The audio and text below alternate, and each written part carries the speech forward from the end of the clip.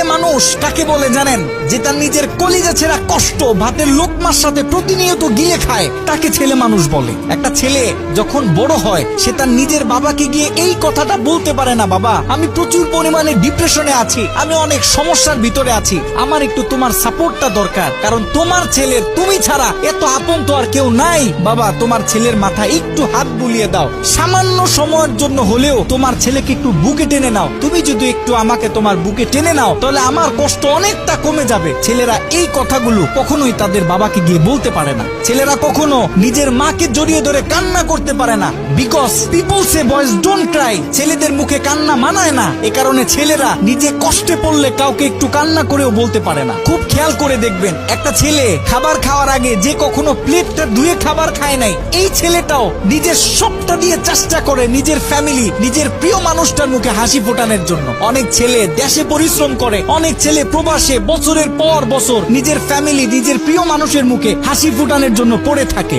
দিন শেষে ছেলেদের মুখে হাসি ফোটানোর মতো কাউকে পাওয়া যায় না। আমি মনে করি boys are the best actor in the world. এই পৃথিবীতে ছেলেরা হচ্ছে সব থেকে বড় অভিনেতা, কারণ ছেলেরা নিজেদের বুকে হাজারো লক্ষ কষ্ট পুঁতে রেখেও মুখে হাসি নিয়ে চলে, কারণ সে জানে আজকে আমি যদি ভেঙে পড়ি তাহলে আমার পুরো ফ্যামিলিটা অস্তিত্বহীন হয়ে যাবে।